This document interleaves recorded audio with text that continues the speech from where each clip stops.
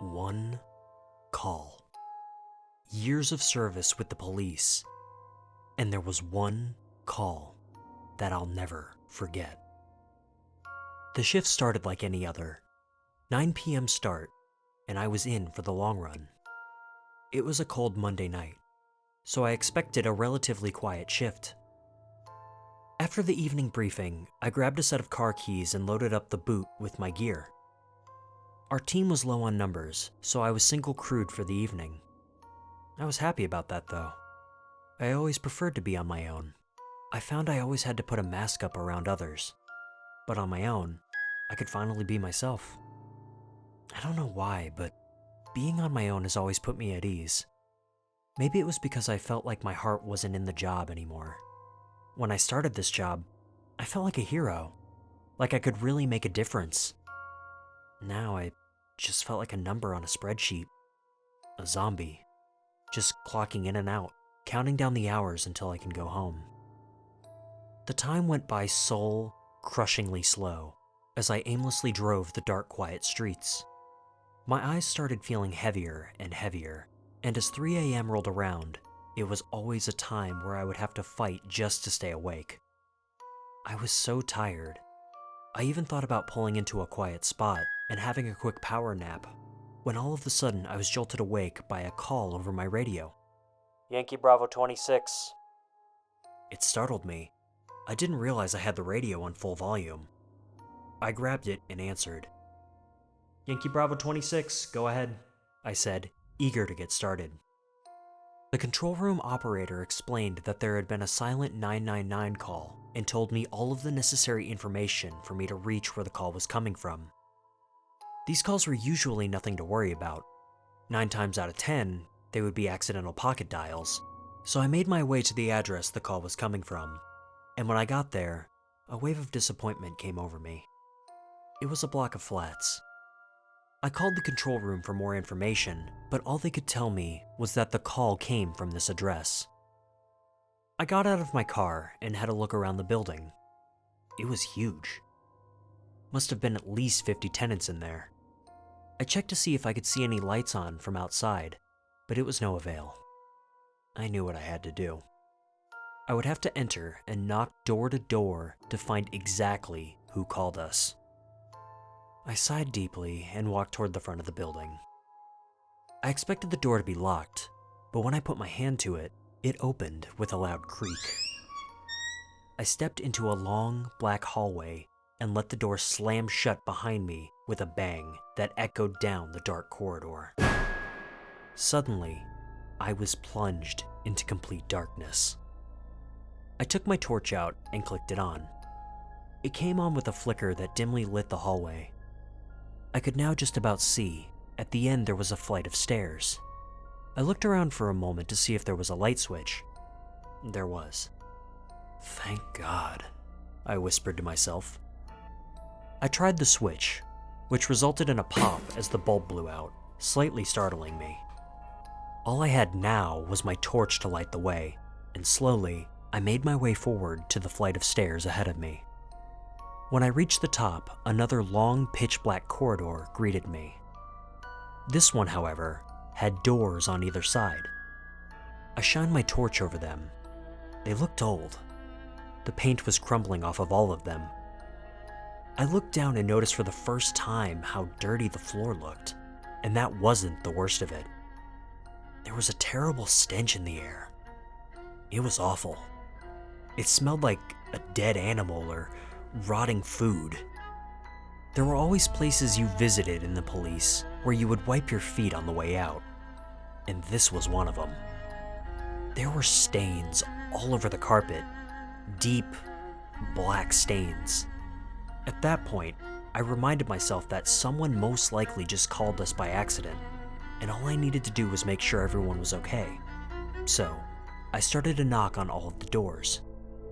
The first few times I knocked on different doors, there were no answers from anyone. I didn't want to force entry into any of the flats. If I'm being completely honest, I didn't want the hassle of the paperwork. I carried on knocking on the other doors when I heard a faint noise coming from above me. It sounded like furniture being scraped along the floor. now I knew someone was here. I climbed up the next flight of stairs and made my way to the flat that I believed the noise was coming from. When I got to the next level, I could see a small line of light emitting from under one of the doors. I made my way over and knocked loudly. "Hello, police? Could you please come to the door?" I said with as much authority as I could. I could hear rustling from the other side before suddenly the door began to slowly creak open. I found myself looking at an old, thin man. I could only see part of his face as he peered around the half-open door. He was incredibly gaunt in the face and had a long, disheveled beard. "We've had a 999 call from this address. Just making sure everything's okay, sir." He didn't answer me at first. His wide eyes were peering down the hallway like he was looking for something. "Everything's fine," he whispered. "You should leave." "Why?" I asked, confused. The old man pushed the door shut in my face, and the light from under the door disappeared. I was left confused and unable to react. I couldn't explain why, but at this moment, I began to feel a sense of unease. Was I in danger here? All I knew was I still needed to find whoever made that 999 call, accidental or not. I collected myself once again and continued my efforts in going door to door. I was still met with nothing but silence, and when making my way through the building, the putrid smell only got worse. As the smell became more powerful, I realized it was something I recognized. It was the smell of death. Any police officer will tell you that that smell is instantly recognizable the moment it hits your nose. I felt a pit in my stomach. I'd seen death before, but I hadn't prepared myself for it tonight. I grabbed my radio to call for backup, but was met with indifference. All the other police officers were at emergency calls. Frustrated, I continued to follow my nose and find the source of the foul smell. As I climbed up yet another set of stairs, the pit in my stomach grew, and so did the foul stench in the air when, without warning, I heard a quiet whimper. It sounded like someone was crying and trying to stifle it as best they could. I admit, I was scared now.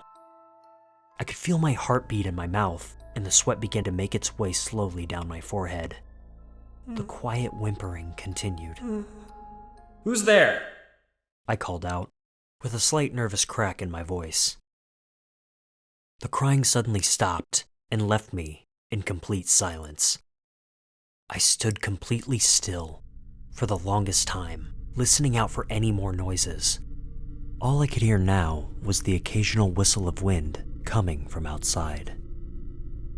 I pointed my torch in front of me, and what I saw terrified me.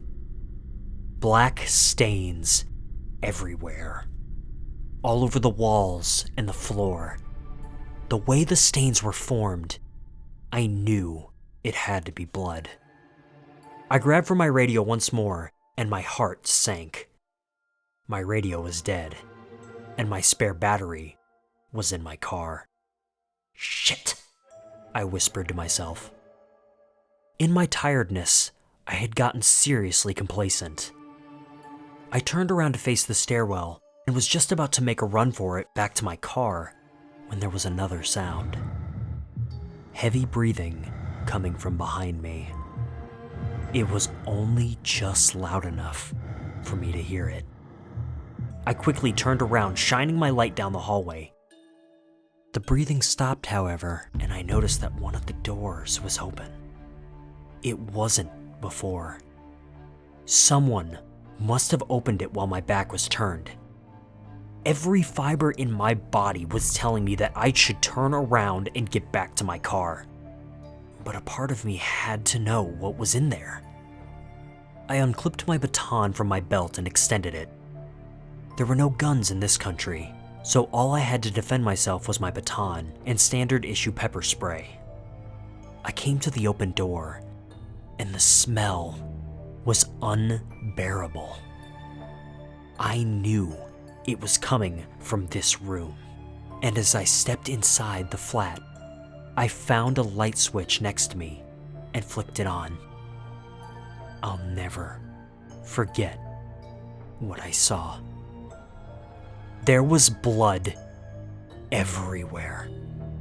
The walls, the floor, the ceiling, and more bodies than I'd ever seen in my life. They were all naked and strung up like pigs in a slaughterhouse. They were emaciated and pale gray.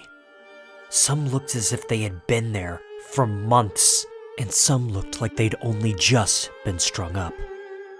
My breath quickened as I slowly backed out of the flat into the corridor. Suddenly, I heard the sound of someone laughing. It was an incredibly low pitch, almost sounded edited. I couldn't pinpoint exactly where it was coming from, but it was getting louder and louder, finally causing me to lose my nerve. I broke out into a sprint, making my way as fast as I could down the staircase. I could feel someone was right behind me as the laughing persisted. The stairs felt as if they would never end until, to my surprise, I ran into the old man from earlier. He grabbed my arm tightly and pulled me. "Follow me," he said in a hushed tone. I did without question. I was too panicked to answer as he quickly led me to his flat. When we arrived, he hastily locked the door behind him. "What the fuck was that?" I shouted, out of breath. "Shh," the old man said, with his ear to the door. "Sit down," he whispered. I sat down on his sofa, shaking. All of my training, my years of experience seemed to just disappear. I didn't know what to do. "I'm sorry," the old man said, turning to face me. "It's my fault you're here." "What do you mean?" I whispered back. "I'm the one who called you." I was lost for words. I didn't understand what was happening. It all felt like a twisted nightmare. The old man slowly walked over and sat in a dusty armchair across from me, and he began to speak again. "I don't care if you believe this or not, so I'm going to tell you anyway." He took a deep breath. "That thing up there, whatever it is, it ain't human. Every few months it comes out and it feeds. I called you when it started happening again tonight, but I couldn't speak. Whatever it is, it knows your thoughts. It senses you. If you try and leave, it will know." I was obviously terrified and confused at what he was saying. I thought to myself that maybe he was crazy. However, I'd been in this job long enough to know when someone is lying, and I could see in that man's eyes that he was telling the truth. I continued to sit in silence as he started to speak again. "It's always the same. Every few months it takes some of us into that room, and they never leave. The next morning, some people come clean up after it, and just like that, the flats are back up for rent. I only moved here because the rent was so cheap." He chuckled to himself. "Now I know why." He sighed. "It knows to pick the ones people won't miss as well. It's like it can read your mind. It gets in your head.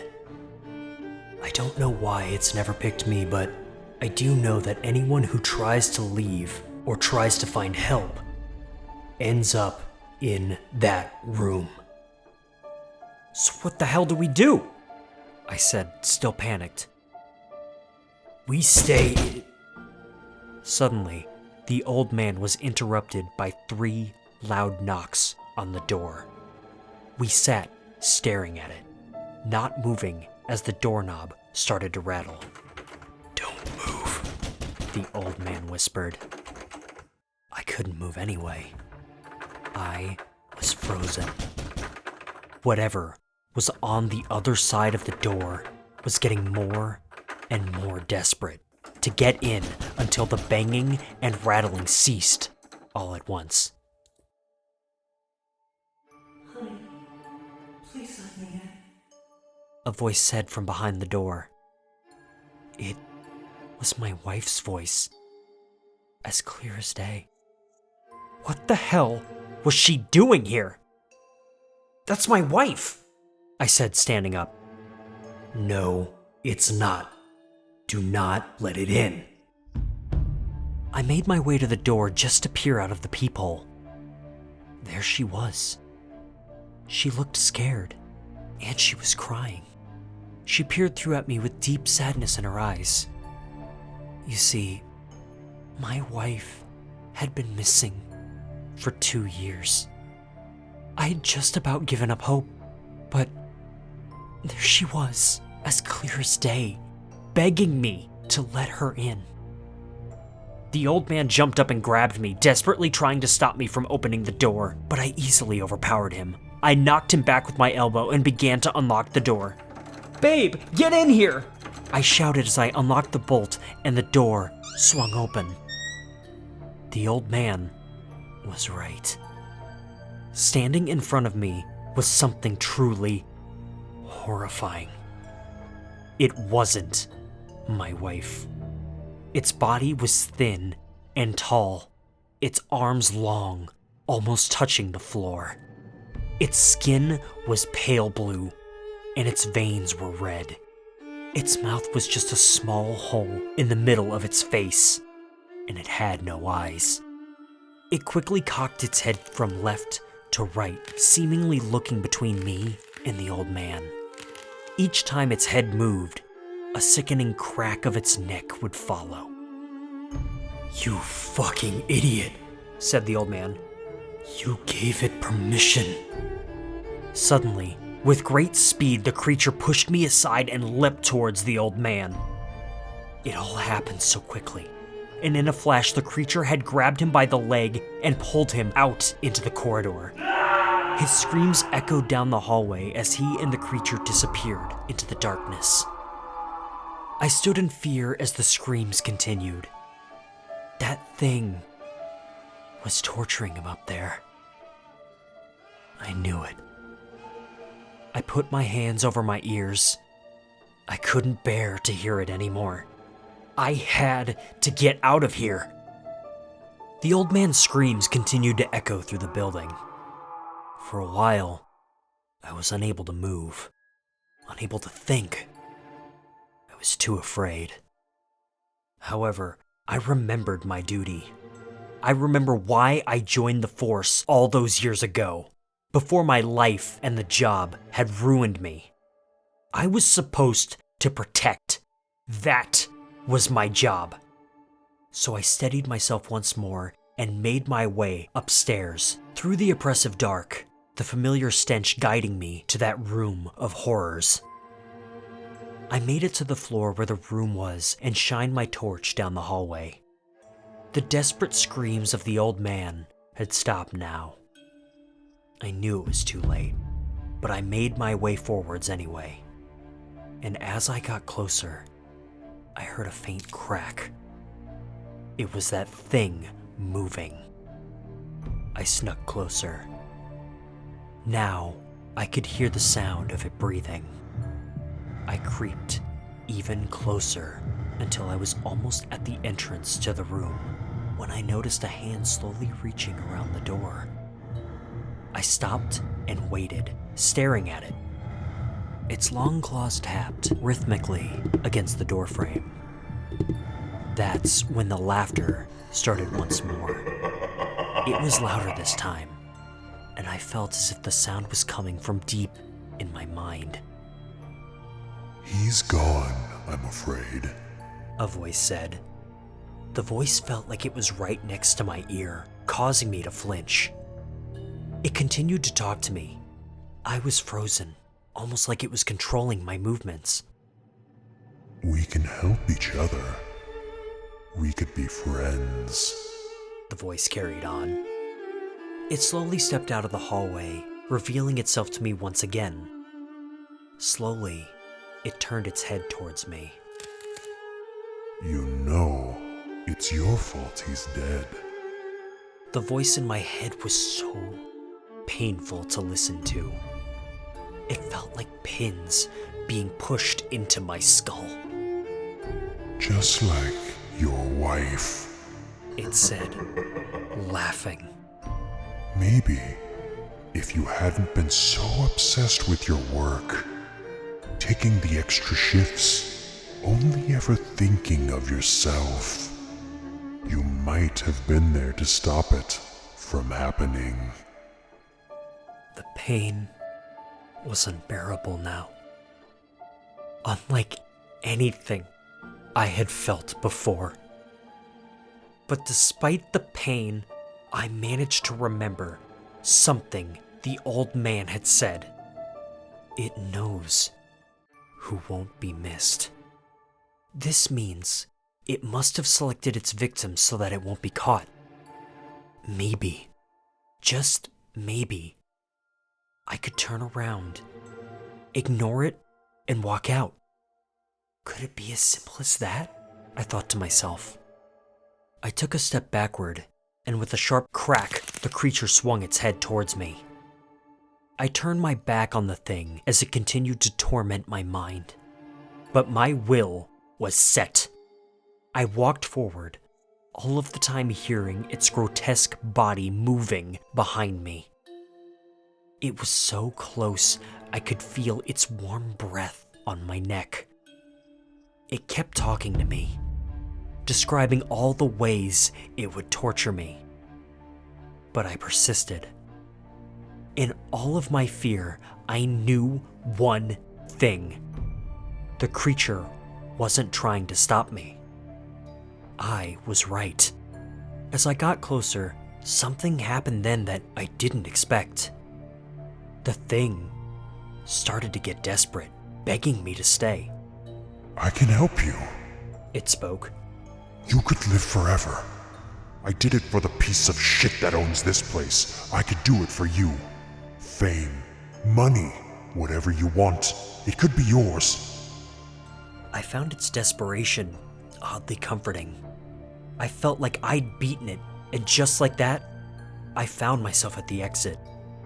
As I opened the door, I heard it scurry back up the stairs behind me, but not before it left me with one more voice in my head. I know you now. I'll find you anywhere you go.